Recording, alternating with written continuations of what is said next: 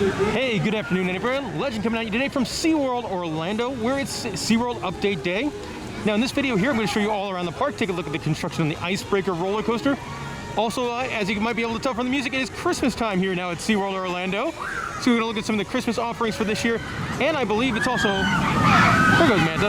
I believe it's also Inside Look weekend, which means you get a special behind-the-scenes look at some of the animal encounters, which is something I'm pretty interested in. So it should be a good day here at SeaWorld. Go ahead and take a little look at Icebreaker, the now new for spring of 21 roller coaster. Sun is not at the best angle for it. Looks like they might have done a little work in the station area since the last time I was here and did an update.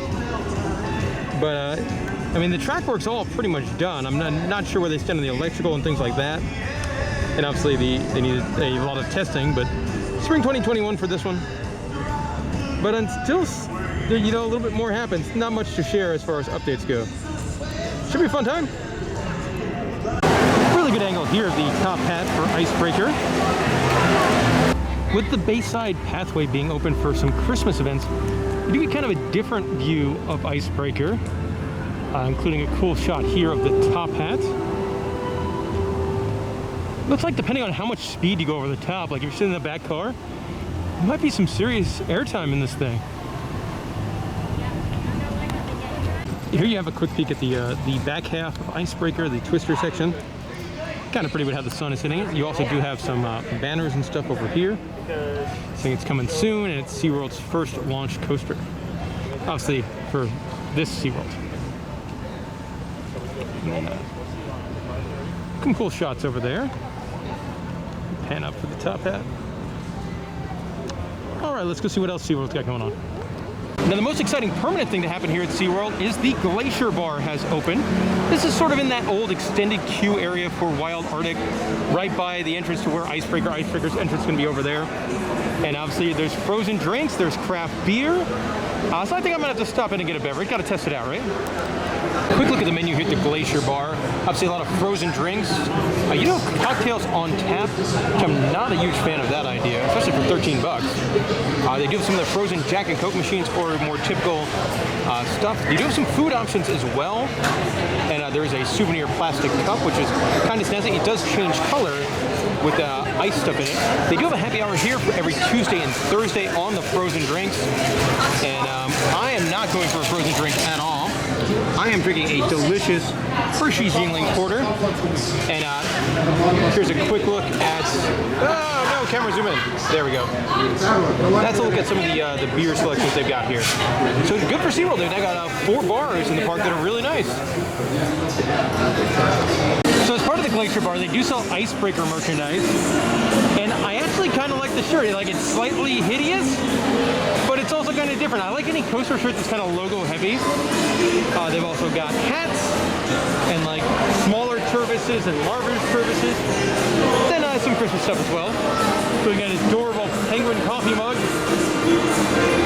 Also, as part of the Glacier Bar is a new bank of Coke Freestyle machines and more TVs.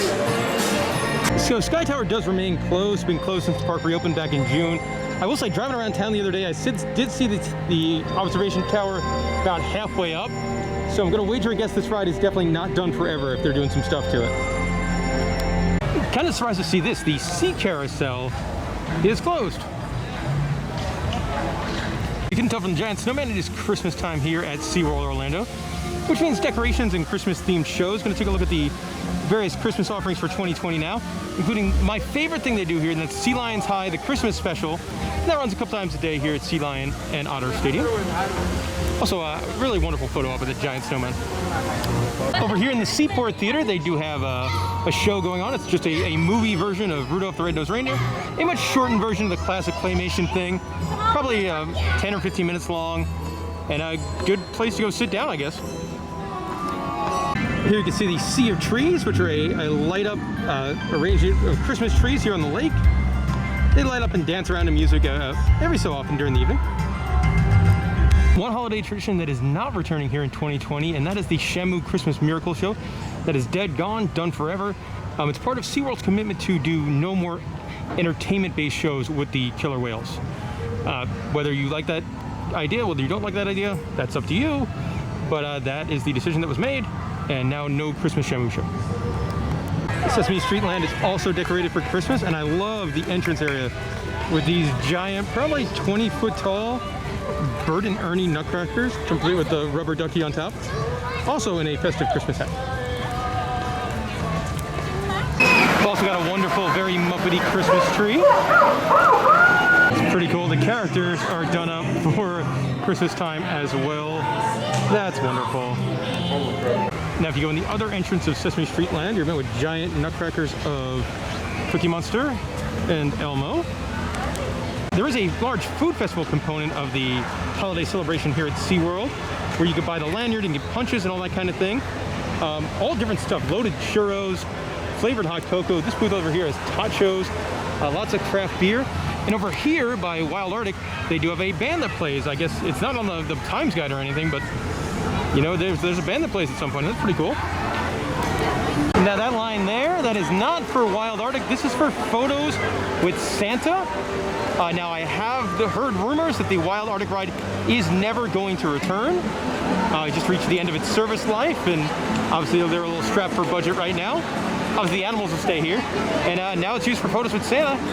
Might be some truth to those rumors that they've taken away all the queue over there. Over here you can see people warming up for the ice show on Bayside Stadium. This is the Winter Wonderland on Ice show. Now I believe they're going to let guests go out there and ice skate at different times of the year as well here in 2020. So that's something very new for Christmas. I saw that on their website, but I didn't see any details about when or how much that would be. But the show is definitely back, and that happens in the evenings. In the Nautilus Theater, there's a show called It's a Wonderful Night, A New Story to Tell. It's a new show for this year. The past couple of years, it's been Oh Wondrous Night. Now, the difference between this show and ones in the past, this show has about half the actors as ones in years past, and no animals as well. Also has a little bit more pop culture and comedy in there. So, new show over here seems probably a bit of a budget cut than that of years past, but I also think it's important to change up entertainment instead of letting it get stale. On the Bayside Pathway in the evening is when you can meet the Rudolph the Red-Nosed Reindeer characters. It's a pretty neat story set up back here too, with like big pop-up books. So probably my favorite character you can meet over here is the Bumble. That is a cool costume. And of course at the Rudolph walkthrough you can meet, well, Rudolph himself. Cool costumes, really cool costumes. And the Rudolph experience ends by walking through a Rudolph-themed gift shop. Some of this stuff's pretty good. Look at the Bumble merchandise.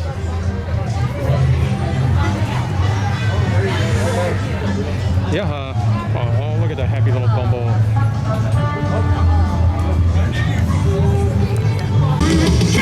On the Bayside Pathway, they do have a band playing. Kind of like a different sounding band. On the Bayside Pathway, you have a couple of Midway-style games as well.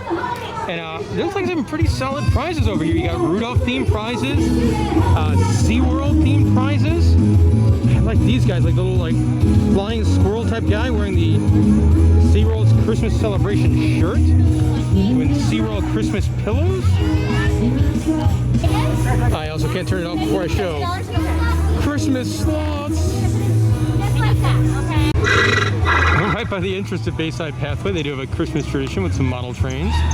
And I'm not going to stay at SeaWorld till it gets really dark, but they do have a lot of lights all over the park. So if you're looking for Christmas lights, you know, they do have a significant amount over here. Really wonderful giant Christmas wreath over here on the smokehouse. Do have an awesome photo op over here at a giant inflatable snow globe. Just leaving there is some sort of Streetmosphere entertainment as Nutcracker.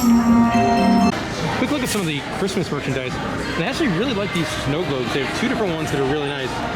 This one with sea creatures on it, and this one that's in like a lantern. And both of those are pretty cool.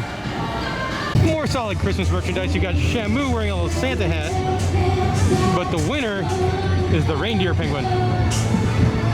So up first for me at the inside look, which takes you backstage, is the one I'm most excited for, and that's Antarctica, here to go backstage at the penguin exhibit. My personal favorite animal. So you queue up for the behind-the-scenes penguin in like the ride track of the Antarctica ride. It obviously has not reopened when the park did. beginning to think if they're using this for Q for an experience, it's probably never coming back. Our baby down and get their first set of adolescent feathers, which we do have 3 adolescents in here, which are going to be these gray bodies right here. These are Magellanica penguins, so they're South American penguins. When they finally got those feathers, which can take up to 3 months to get that, you obtain a feather sample, send them off to the lab.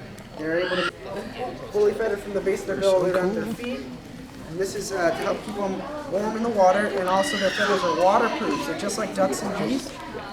You also get to walk right up to the window as the end of the ride. It's going to be light in here for about 20 hours a day. It's and we do that so they follow their natural breeding cycles. So you can see all the penguins on their nest. Obviously, also their molting cycles. There's a lot of nests, like 30 something. We've had over 500 chicks hatch out. So when there do it you is. That's a real penguin egg. As they're adjusting. So we will know just the like in the day movies. that egg is laid. And that is Jasper, for example. While I was on the tour, somebody did ask about the status of the ride and why the ride is not reopened. And the word from the employee was because of the cleaning stuff they would have to do on the vehicles wouldn't mix with the penguins, as the ride does exit into the penguin enclosure area. Now, do you believe that? Do you believe it's part of the ongoing budget cuts that are happening across the chain? It might be a combination of the two. Next on the inside look is going backstage at Shark Encounter. Unfortunately for me, unlike the penguin one, this one has quite the line. So it's pretty cool. We're now backstage at the Shark Encounter, getting the top-down view of all the sharks. See one swimming by right there. Obviously none of you ever get here at SeaWorld Orlando. Some other shark exhibits, they will have views like this, but not here.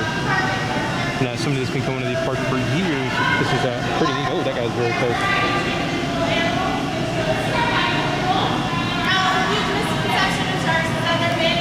So I did want to do like the orca behind the scenes thing, but guys, the line is really, really long.